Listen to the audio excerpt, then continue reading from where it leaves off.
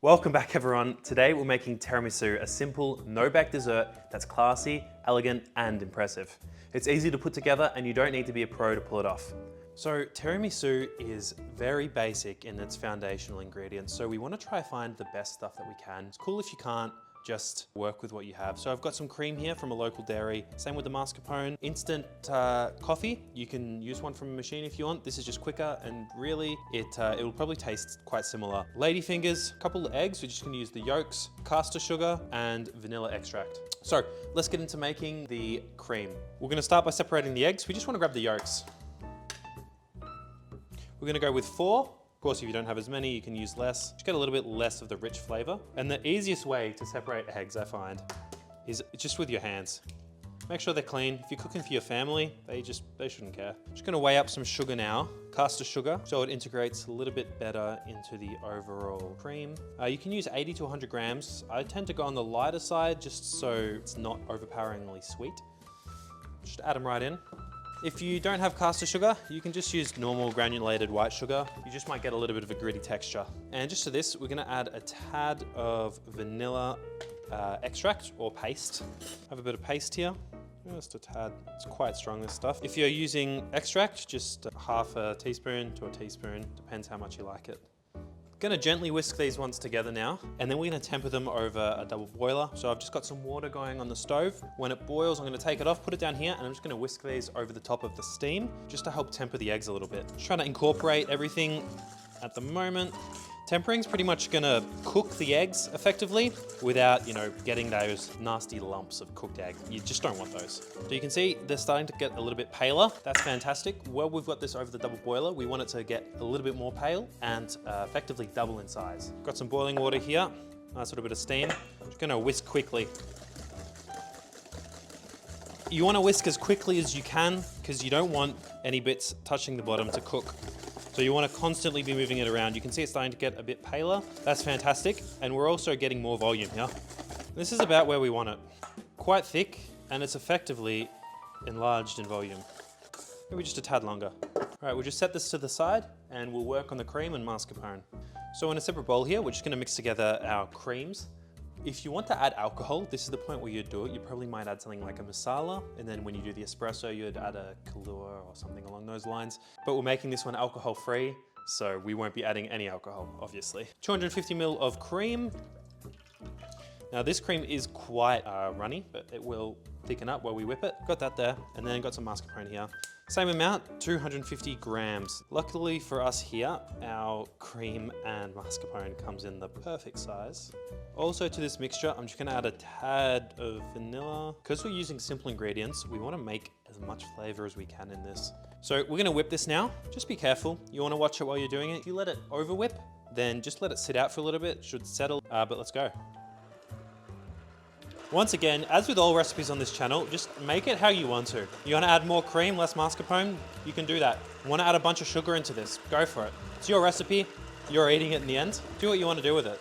So you can see it's starting to thicken up here. We're almost there. We don't want to take it too far because we'll end up making butter.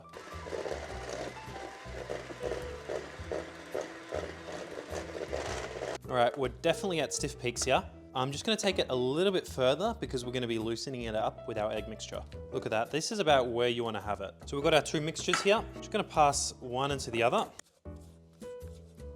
Right, I'm gonna start by gently folding this to combine, and then I'm gonna get the whisk back involved. We wanna gently fold this because we've just been working all this air into both of these mixtures. And if we just do a rough fold, right, just getting in there, then you're gonna lose that air. I'll move over to the whisk now. This is gonna help get rid of all those lumps in there. You can go a little bit harder on this one because we're reincorporating some air. Look at that mixture. That looks absolutely beautiful. Little specks of vanilla in there. You can give this a little taste if you want. Perfect, not too sweet. Got that beautiful vanilla in it, and that fresh cream really goes a long way. Okay, so let's move on to making our espresso mix. 300 ml of hot water. And to this, we're just gonna add a basic ratio. 3 teaspoons of instant coffee granules. A little bit more if you like it stronger. And about 60-70 of caster sugar. Once again, this is completely up to you. These measurements are just a baseline. Combine it a little bit. We really want to get this sugar incorporated. You don't want any lumps of sugar in your final tiramisu. If you want to make this even more kid-friendly, in addition to not having the alcohol, you can also make this decaf. Once you feel like it's ready, just put it in the fridge. We want to cool it down just a tad. Just grab this out of the fridge. Got a dish here that I'm going to use to dip the biscuits in. It's nice and large, big bottomed, so that we can get better contact with the biscuit. Just pour it in and get your biscuits ready. All right, so here I've got my dish that I'm gonna be making the tiramisu in. I've got the coffee mixture here, and I've got some of the ladyfinger biscuits. I'm also gonna use a pair of tongs just to dip so my hands don't get too dirty. Let's begin by opening these up. Just gonna trim up some of these fingers. So we don't want them super tightly packed together, right? We want a little bit of space for that cream to fall down, just so it's all incorporated. Whatever dish you're using, you might have to do a similar thing, just trim them up. What I'm gonna do is I'm just gonna cut this in half horizontally so that I can have them running vertically the entire way up. Just gonna do this for maybe 5 biscuits.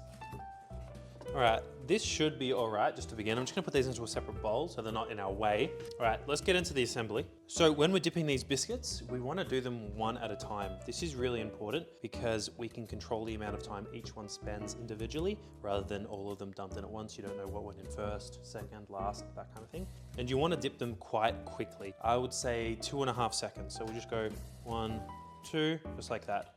Otherwise, they will get really, really soggy in the fridge. And while we don't want bite, we don't want just an absolute mess. Dry it off a little bit, straight in the bottom like that. Move on to the next one. 2 seconds again, 2.5. 1, 2, just enough for some of the bubbles to come up, then drain it off as well as you can.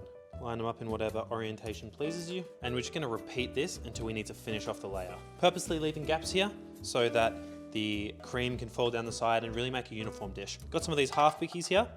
Once again, just gonna put them in, 2 seconds. Just gonna use them to go here, complete the bottom row. Now you have to remember that this is a key step in building this because this is essentially the foundation of the whole dessert. Now we're gonna build up this layer here. Just gonna put a tiny bit of our cream here. Maybe a bit more than a tiny bit. Spread it as evenly as you can. Probably wanna make your cream a little bit thicker than this. Mine's just been sitting for a while. Now, just before we start doing the next layer, we're gonna put something very important on, cocoa powder. Unsweetened, if you can, really adds another element to the dish. It's gonna help break up the monotony of the coffee and the cream. Just gonna put it into a little fine sieve here. Just gonna gently go over the top. Don't worry about spreading some on the sides. We'll all clean it off later. And we're just gonna repeat this again. Biscuit, coffee, place, then we'll build the next layer. There we go, next layer down, let's put that cream on. Now, due to the simple nature of this dish, you can probably really play around with the flavors here. Biscoff spread to the filling, matcha if you're so inclined. You could go full chocolate and just use some sweetened chocolate powder in the center. We're just gonna do the tap again. Now, the finishing touch. Grab a bit more of your cocoa powder and we're gonna put a thick layer on top. Now I can just wipe down the edges, just like that. Now, let this sit in the fridge. It's best to enjoy it overnight because those flavors will meld, really create something beautiful. Just taking our tiramisu out of the fridge. It's been resting for about 3 hours now. Should be ready to serve.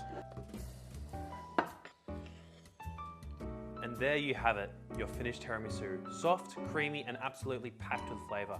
If you enjoyed this video, please don't forget to like, subscribe, and hit the notification bell so you don't miss any future recipes.